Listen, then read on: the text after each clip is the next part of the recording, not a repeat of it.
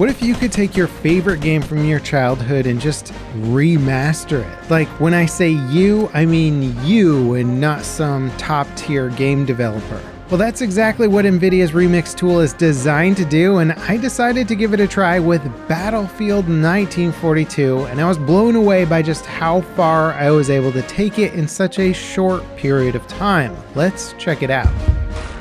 Alright, so if you're new to the channel, you may have missed some of my previous RTX Remix videos. In a nutshell, this is a program that runs on NVIDIA GPUs, and it lets you basically just turn RTX on for dozens of classic games. And the compatibility list for those games on ModDB is growing all the time, and you might be surprised to find some of your favorite titles there. But for the individual user, the tools in Remix's editor are incredibly powerful. The main one is the asset swap system that lets you take any existing mesh or texture, capture it in-game, and swap in a replacement for it. The other big tool it offers is a built-in AI upscaler that increases the resolution and detail of existing textures while also identifying what kind of material they are and generating a normal map and roughness map just by looking at the image. And for most textures, this is super competent and it kind of automatically does the work for you to a certain level. Sure, you could probably surpass its quality,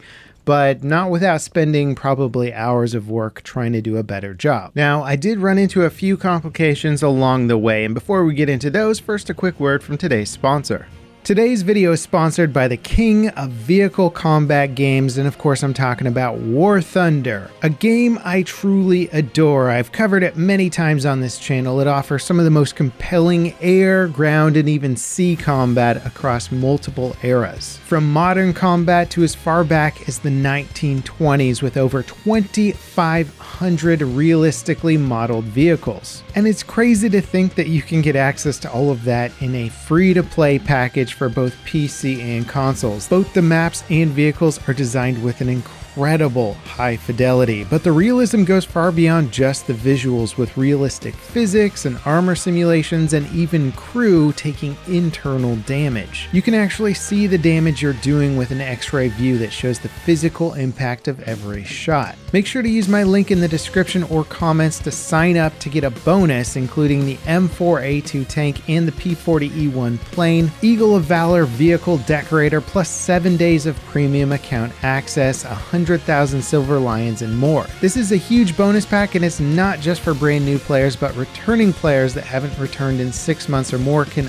also use it. It works on any platform, so make sure to check those links and get your bonuses today. And once again, thanks to War Thunder for sponsoring this video. Alright, so Remix can quickly upscale small textures and the results are generally really impressive. These brick and stone walls, for example, look so chunky and low res in the vanilla game that I was actually shocked how Remix's upscaler was able to pull so much detail out of them. But when it comes to larger textures like those used for landscapes in old school games where they would literally just paint on the grass and sand, these can present some unique challenges that Remix tends to struggle with. And due to the way that Battlefield 1942 builds its landscape, which I think was pretty unique to their engine at the time, Remix actually really struggled to figure out a way to present the texture at the right resolution. The textures are much lower res than they should be, and the terrain itself is very geometric looking, and that's before you even try upscaling the texture or anything. Again, Remix is a very new tool, and lots of these things are being tried and tested for the first time, so there's likely some learning that has to be done to figure out a way around this specific limitation. One good thing about how 1942's ground textures work is that they're just simple image files that can be edited in Photoshop. You can bring them into Photoshop and do things like removing the baked-in shadows or even use them as a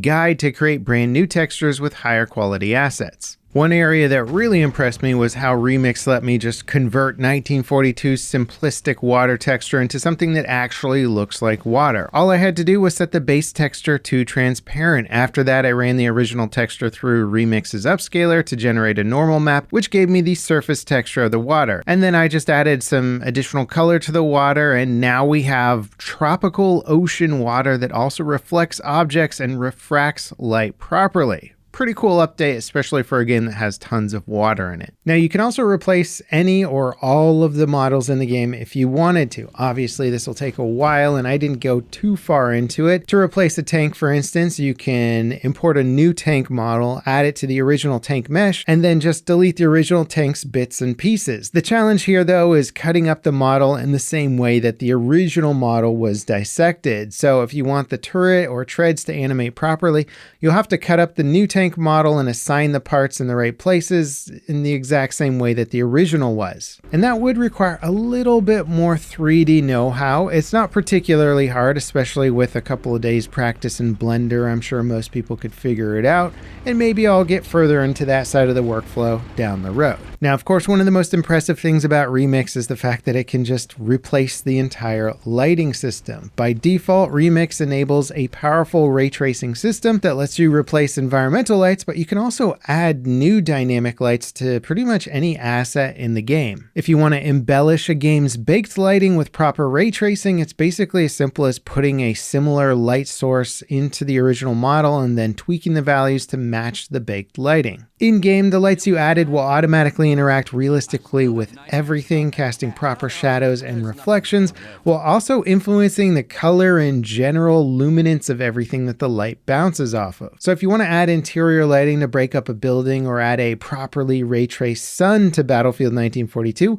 it's as simple as adding a light and the editor handles everything else for you. And editing that ground texture to remove some of those baked shadows really just reveals how powerful this ray tracing system can be. In theory, I could alter the time of day and lighting conditions of the map with these tools and make it look like, I don't know, Wake Island at night if I wanted to. But ultimately, Remix seems to be designed more as a restoration tool than a how to re-envision a game tool, but it could certainly be done with somebody with enough lighting talent. Now, I'm not going to pretend that it didn't take a little bit of trial and error and troubleshooting just to get Remix up and running, but once it was working, the workflow itself was actually pretty fast. And obviously, the complexity of the game is going to dictate just how much work it is to upscale and replace assets, but with Battlefield 1942, I could replace an entire building texture in just a few minutes. You literally just click on the model, select the texture you want to replace, send it to the upscaler, ingest the results, and replace the original files with the new ones. Remix then gives you the usual material sliders like roughness and metallic to tweak as you see fit, so you can make the metal object more reflective while turning down the reflections on stuff like wood and dirt or concrete. Sure, it could look better if I was a texture artist and I manually composited brick and concrete together, but in terms of something that was done automatically, it is incredibly impressive. Now, I did find a number of roadblocks in this workflow along the way, one of which was Battlefield 1942's level of detail system. You may have heard of them as referred to as LODs in video games. This is where games reduce the model quality of, say, a palm tree over distance. So up close, you get to see the best detail, and as you move further away from the model, it's then replaced with a lower and lower quality one until basically it disappears in the distance. Remix makes replacing models incredibly easy, but you have to replace the level of detail models too, and that requires perfectly aligning the models for each step of the LODs. Ultimately, I think these games are so old and computers are so powerful now, we could probably turn off most of the level of detail systems, or NVIDIA could find a way to automatically swap out LODs for their own level of detail system. Lots of games auto-generate their LODs anyway, but it was just kind of an annoying workflow thing that I ran into. Another roadblock is just the general stability of getting old games to run. Classic games like 1942 require a lot of specialized knowledge or mods just to get them running properly at all. So injecting Remix into them creates a whole new slew of problems. And there really aren't many games that just run with Remix perfectly without tons of troubleshooting ahead of time. The obvious example here being 1942's Ground. But there's also issues with how character models and smoke textures are rendered. I'm sure all of this stuff is fixable given enough time and know-how, and Remix isn't really designed to be a one-click remaster anyway. You have to spend some time customizing it for every single game, but once you do, the results are genuinely stunning. And it is getting easier to do as the community members come up with fixes for the process. Now, comparing the original Battlefield 1942 with my Remix mod, it's clear that my artistic efforts leave some room for improvement, but there isn't too much holding me back from just going bananas on this and remastering every little nook and cranny of Wake Island. And the fact that any of this is even possible is still truly astounding. I remember not that long ago, basically around when Battlefield 5 launched, we were just starting to see the very first real-time ray tracing showing up in video games. Now we can literally remaster an entire game on our own with no programming experience and add in ray tracing like it's nothing, without even access to the source code or expansive software tools. Plus, NVIDIA is planning to make this whole thing open source really soon, so I would imagine the capabilities of this software are just going to grow at an exponential rate, assuming the community adopts it. Now, as you can see, I'm quite excited about Remix, but I'd be curious to know what you guys think about this and of this video.